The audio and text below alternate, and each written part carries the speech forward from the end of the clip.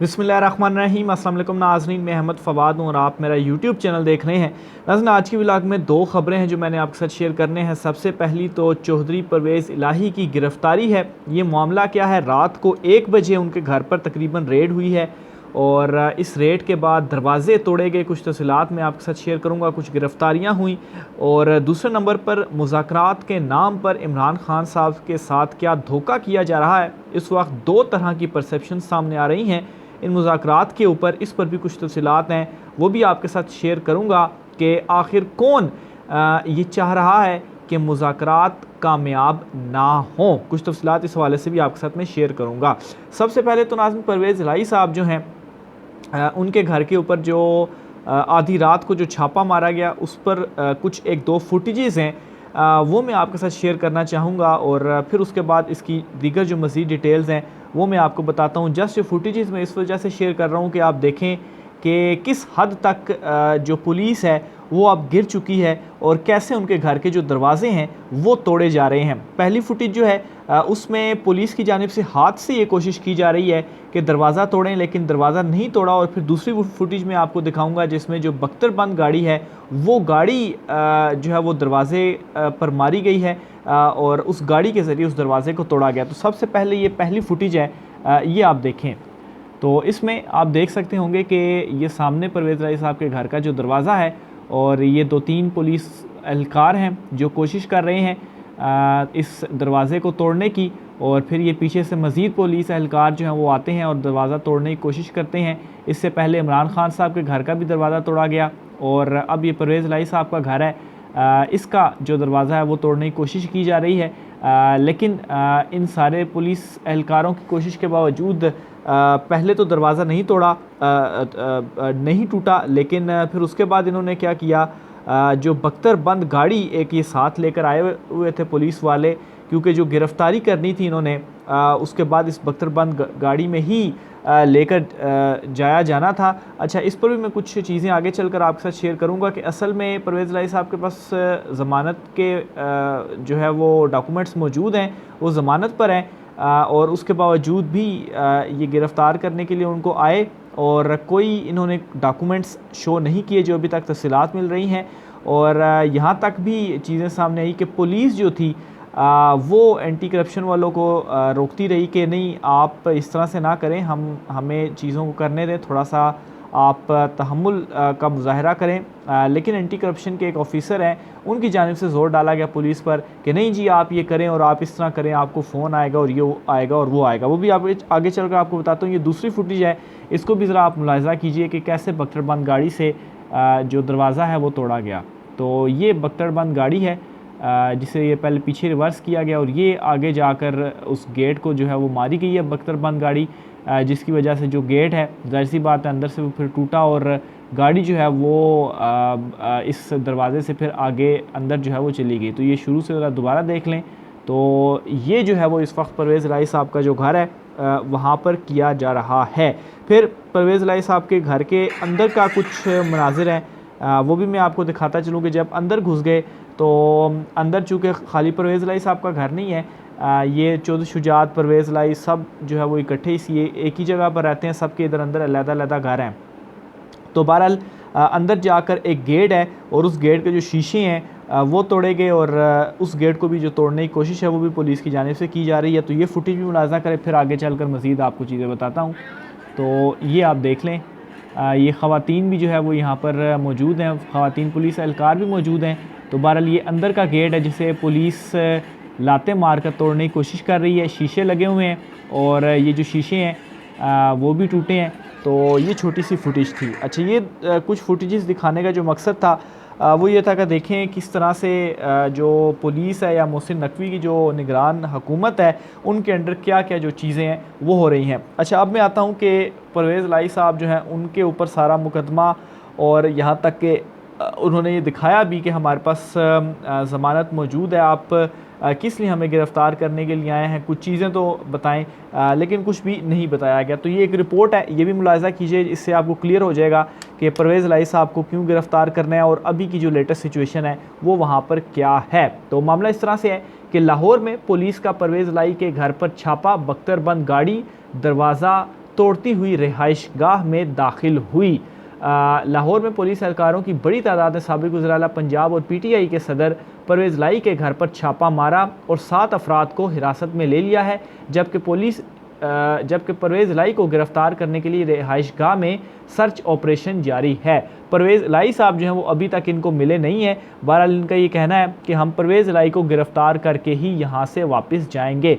तो काफ़ी बड़ी रिहाइश गाह है, तो इस वजह से अभी तक ये परवेज़ लाई को ढूंढ नहीं पाए, सर्च ऑपरेशन जारी है। और चूँकि दीगर जो इनके सालिक हुसैन, शाफ़े हुसैन, ये सब भी उधर ही मौजूद हैं, उनके घर का भी दरवाज़ा तोड़ा गया। तो फिर बाद में उन्होंने पुलिस को कहा जी ये मेरा घर है, चौधरी परवेज़ लाई का घर नहीं है। तो बहरहाल आगे चलता हूँ। लाहौर में चौधरी परवेज़ लाई के घर पर रात गए पुलिस ने धावा बोला, बख्तरबंद गाड़ी मरकज़ी दरवाज़ा तोड़ती हुई रिहाइशगाह में दाखिल हुई। पुलिस एहलकार दीवार फलांग कर घर में कूद गए और अंदरूनी दाखिली दरवाज़ा भी तोड़ डाला, जबकि खिड़की के शीशे भी तोड़ दिए। एंटी करप्शन टीम ने रात गए साबिक वज़ीर-ए-आला पंजाब की रिहाइशगाह पर यह कार्रवाई गुजरांवाला में दर्ज मुकदमे में की। चौधरी परवेज़ लाई के घर के बाहर की सड़क चौधरी ज़हूर इलाही रोड को भी पुलिस ने बंद कर दिया, जबकि दूसरी जानिब साबिक वज़ीर-ए-आला पंजाब के घर से पुलिस पर पथराव भी किया गया और घर से पुलिस एहलकारों पर पानी भी फेंका गया। ज़राए के मुताबिक पुलिस की बख्तरबंद गाड़ी ने परवेज़ लाई के घर का दरवाज़ा तोड़ा और पुलिस ने घर में दाखिल होकर 7 अफराद को हिरासत में ले लिया, जबकि घर में सर्च ऑपरेशन कुछ देर के लिए रोकने के बाद दोबारा शुरू किया गया। हिरासत में लिए गए अफराद साबिक वज़ीर-ए-आला पंजाब के मुलाज़मीन हैं और इनमें आपको ये भी बताता चलूँ कि इनमें कुछ ख़वातीन मुलाज़मीन भी शामिल हैं जिनको गिरफ़्तार किया गया। और जो ये पथराव वाला बताया गया तो कोई उस तरह से पथराव नहीं हुआ, वैसे 1-2 पत्थर जो है वो किसी ने फेंके। इस हवाले से भी डिटेल जो है मैंने वहाँ पे मौजूद जो लोग थे उनसे हासिल की हैं।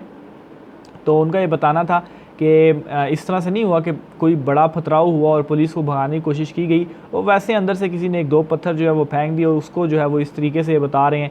ज़ाहिर सी बात है अपने हक़ में तो इन्होंने फिर पुलिस ने भी कुछ ना कुछ बताना ही है कि हम पर पथराव हुआ और हमने इस वजह से ये ऑपरेशन किया और उसको बढ़ा चढ़ा कर पेश करना है।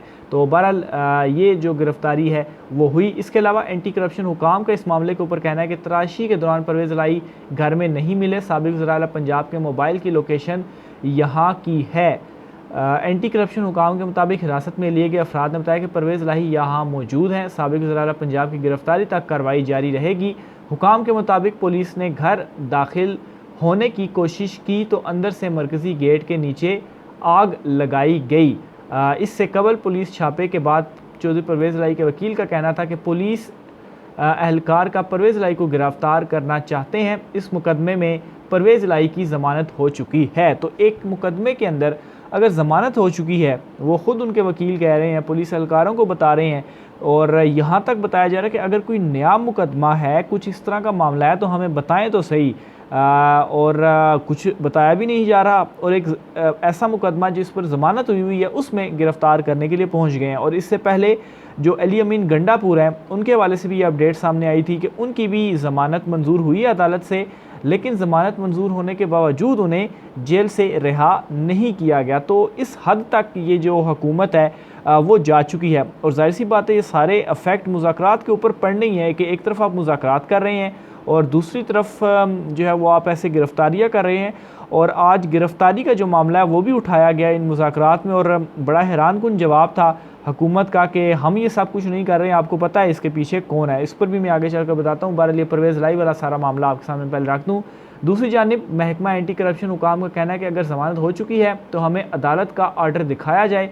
पुलिस हुकाम का कहना था कि परवेज़ लाई को ये कहने आए थे कि केस में इनकी ज़मानत नहीं हुई। मुज़ाहमत पर पुलिस को एक्शन करना पड़ा। पुलिस परवेज़ लाई के वकील आमिर सईद रान ने मीडिया से गुफ्तगू करते हुए कहा कि जस्टिस तारिक सलीम शेख ने 6 मई तक ज़मानत कबल गिरफ़्तारी दी। हाई कोर्ट का तस्दीक शुदा आर्डर हमेशा अगले दिन मिलता है।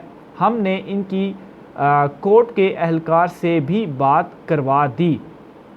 तो ये जो सारी डिटेल्स हैं परवेज़ लाई साहब के मुकदमे के हवाले से, अभी भी पुलिस उधर मौजूद है। सर्च ऑपरेशन जो है वो आधी रात के बाद भी, पहले तो छापा मारा और अभी जो ऑपरेशन है वो चल रहा है। लेकिन फ़िलहाल ख़बर ये है कि परवेज़ लाई साहब उनको नहीं मिले, लेकिन जो ही मिलेंगे तो उनकी भी जो गिरफ़्तारी है वो कर दी जाएगी।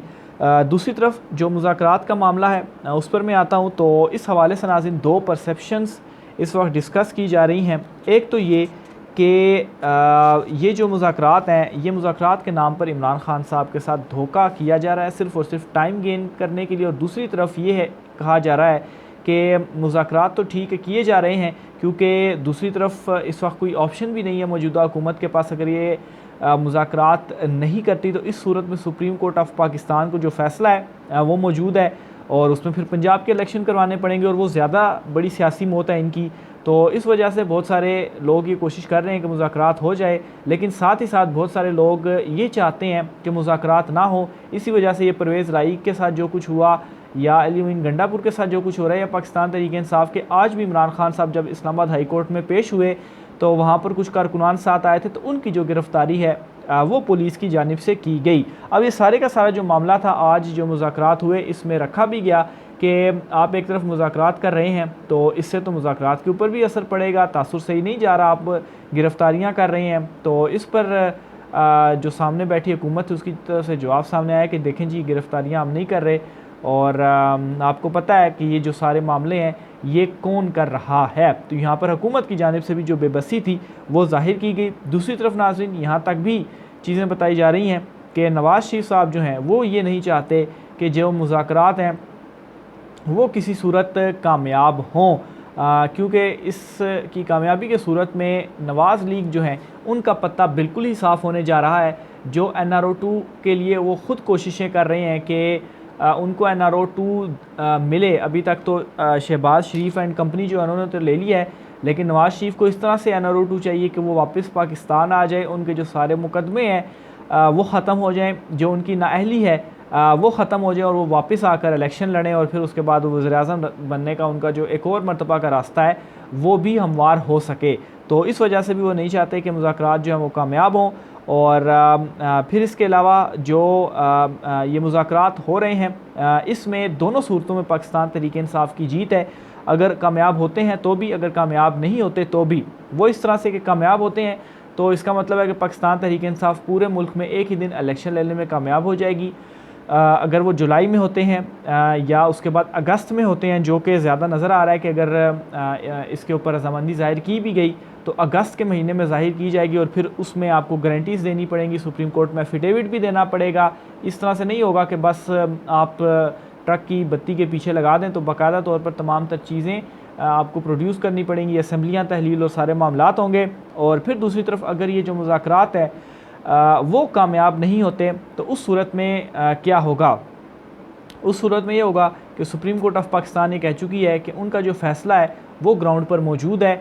और जो ये क्वेश्चन इस वक्त पूछे जा रहे हैं कि अगर सुप्रीम कोर्ट ऑफ पाकिस्तान का फ़ैसला मौजूद है तो ज़ाहिर सी बात है आज जो डेट है वो 29 हो गई है, यानी कि आप समझिए कि अप्रैल का जो महीना है वो गुजर चुका है, मई का महीना तो आ गया और इसमें मुस्लिम लीग नून ने अभी तक टिकट जमा नहीं करवाए और सुप्रीम कोर्ट ऑफ पाकिस्तान में चूँकि केस मज़ीद आगे चलता भी रहा, फिर मुज़ाकरात भी होते रहे, तो टाइम भी एक ज़ाया हुआ। तो उस सूरत में ये है कि सुप्रीम कोर्ट ऑफ पाकिस्तान जो डेट है एक मरतबा इसकी फिर चेंज करेगी। ये डेट 21 तक जा सकती है, 28 तक जा सकती है, लेकिन फिर सुप्रीम कोर्ट ऑफ पाकिस्तान चूँकि इकरार दे चुकी है कि उनका मामला उनका जो फ़ैसला है वो ग्राउंड पर मौजूद है और उसके ऊपर फिर इम्प्लीमेंट करवाया जाएगा। तो ये चीज़ फिर तय है कि फिर पंजाब में जो इलेक्शंस हैं वो होने ही होने हैं। बस फिर इसमें यह हो जाएगा कि 14 की बजाय जो इलेक्शंस हैं वो 28 तारीख तक चले जाएंगे और जो शेड्यूल है उसमें थोड़ी तब्दीली हो जाएगी और जो निशानात अलाट करने की जो तारीख़ है जो कि 26 दी गई थी और इसमें भी मुस्लिम लीग नून ने टिकट जारी नहीं किया अपने पार्टी अरकान को, तो ये तारीख़ मज़ीद आगे चली जाएगी और एक और मौका मिल जाएगा नून लीगों के वो टिकट अगर जारी करना चाहती है तो जारी कर दे। अदरवाइज़ क्या होगा कि आज़ाद उम्मीदवार के तौर पर उनको लिया गया है और निशान इंतखाबी निशान ऑलरेडी अलाट किए जा चुके हैं, जिसमें हमज़ा शहबाज को मोर का दिया गया है, मरीम नवाज़ को उन्हीं की तरह का तंदूर का जो निशान है वो अलाट किया गया है। लेकिन जो इलेक्शंस हैं वो हर सूरत में होंगे और अगर इम्प्लीमेंट नहीं किया जाता तो फिर उस सूरत में शहबाज शरीफ की जो कुर्बानी है वो होगी। शहबाज शरीफ को नाअहली का सामना करना पड़ेगा और मेरे ख़्याल से आसिफ जरदारी इसमें बहुत ज़्यादा खुश होंगे क्योंकि उनकी नाअहली के बाद ही 2-3 महीने के लिए सही उनकी जो ख्वाहिश है वज़ीर-ए-आज़म बनाने की बिलावल भुट्टो को, वो इस सूरत में पूरी हो सकती है। तो ये आज की अहम तरीन तफसीलात थी, राय का इज़हार कीजिएगा। आज के व्लॉग से इतना ही, मुझे इजाज़त दीजिए। अल्लाह हाफ़िज़।